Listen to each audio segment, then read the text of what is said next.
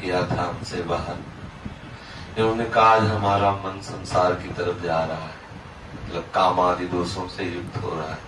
वो इसलिए कह रहा हूं कि अपने सब साधक है ना इसी लाइन के, तो मान लो तो अपना अंतःकरण खोल के सामने रख दिया, अच्छा साधक है, अच्छी बात है। कोई साधक अपने गुरुजनों से भी अपने मन की बात कहे तो अच्छा रहता है। तो बाहर गए, किसने कहा आप जानो हमारा मन जो है सजा रहा है। तो हमें सावधानी ये रखने की मन न जाए ऐसी बात नहीं है। मन तो जाएगा, जब तक पूर्ण रूप से पवित्र नहीं हो जाता तब तक मन संसार की तरफ जाएगा। संसार की तरफ जाए तो जाने दे, विचलित ना हो। मन जाए तो जाने दो, चाहे जितनी उड़ान भरे मन, बिना तन के कुछ कर नहीं सकता। पहली बात तो समझ लो, मन जब कामादि दोषों से युक्त हो उस समय इतनी सावधानी रखनी कि उसके कथनानुसार, मन की प्रेरणा के अनुसार हमें कोई चेष्टा नहीं करनी। तो इतनी बात ध्यान रखनी।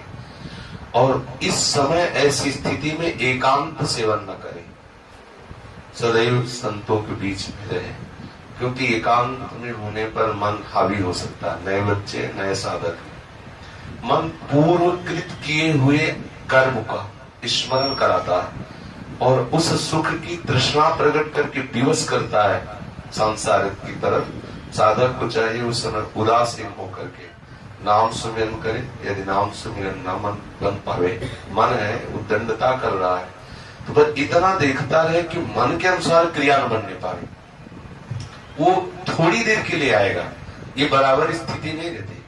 जैसे भजन की कभी कभी ऐसी रसमय स्थिति आती कि लगता है काम बन गया, लेकिन वो बराबर नहीं रहती, वो फिर हट जाती है। ऐसे ही जब हमारा मन गंदा भाव अंदर प्रकट करके विचलित करता है, तो उस समय सबसे पहले धैर्य साधक को ये रखना चाहिए कि स्थायी वृत्ति नहीं है, आई हुई है चली जाएगी, घबराने की जरूरत नहीं, एकदम तन्मय होने की जरूरत नहीं कि हाय हमारा मन वैसे दोष से युक्त हो गया, अब क्या होगा। कुछ नहीं, कभी गर्म हवा चलती, कभी ठंडी हवा चलती, आ गया है काम आदि दोष मन में आ गए, संस्कारवश, स्वभाववश, संगवश, भोजन, कहीं न कहीं कोई त्रुटि होती है, कहीं न कहीं प्रमाद होता है, ऐसी वृत्ति आया चला जाए। उसके प्रति इतना महत्व न रखे कि आया मच जाए हृदय में।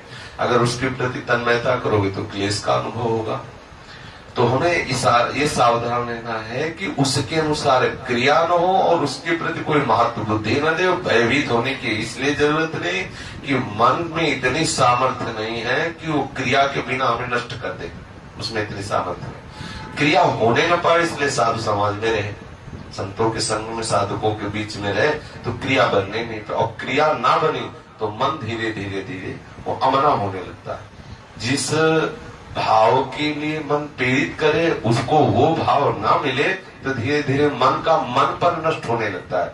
जिस सत्ता के कारण मन कहा जाता है, मतलब संकल्प, भोगों का संकल्प ही मन का जीवित रहना है, भोगों से निसंकल्पित हो जाना ही मन का मर जाना है। तो जब हमारे मन में भोगों का संकल्प बने और उसको पूरा ना होने दे तो मन मरने लगता है, मन अमना होने लगता है। इस स्थिति को सहना ही तपस्या है। बाहर से जल पी के रहना, वायु पी के रहना, और आग में जलना, और सब बाहर वाली बुले 12 वर्ष खड़े रहना, ये सब बाह्य साधन, इनका विशेष अपने लोगों के हृदय में इनका कोई महत्व नहीं है।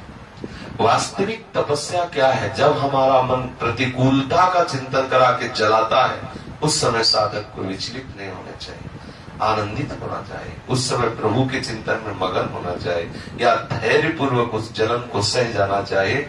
वही महात्मा है, वही इस महारस का अनुभव कर सकता है। विचलित होने की जरूरत नहीं, बिल्कुल विचलित होने की जरूरत नहीं। सबके हृदय में ऐसे भाव आते हैं, धीरे धीरे सबके ठीक हो जाते हैं। भगवान नारद जी ने भी प्रेमा भक्ति का जो सूत्र वर्णन करते हैं उसमें लिखा है कि पहले कामादि दोष तरंग की तरह आते हैं,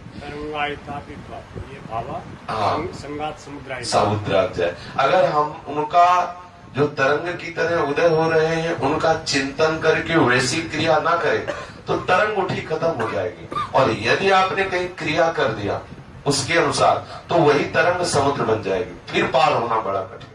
समुद्र बन गए तो डूबना ही पड़ेगा। इसलिए साधक को जहां देखे मन में कि काम आदि दोषों की वृत्ति आ रहे, तो जब शत्रु सामने हो तो अगर घबरा गया तो योद्धा किस बात का हो, तो मारा जाएगा। सबसे पहली बात है कि हमारे हृदय में भय नहीं होना चाहिए। काम आया ठीक है चला जाएगा खत्म, उसके प्रति मातृ बुद्धि इतनी नहीं और भय। सावधानी ये रखनी कि क्रिया न बनने पाए। साधकों के बीच में रह करके हमें उस समय एकांत नहीं, नए साधक को एकांत सेवन उस समय नहीं करना चाहिए। जहां मन ऐसे विचलित हो तो संतों के बीच में आ जाए और नाम बाणी आदि में अपने मन को लगावे, धैर्य पूर्वक रहे। कुछ ही समय में नष्ट हो जाएगा, वो चला जाएगा भाव। वो हृदय में स्थित होने वाला भाव नहीं, ये सब आगंतुक है।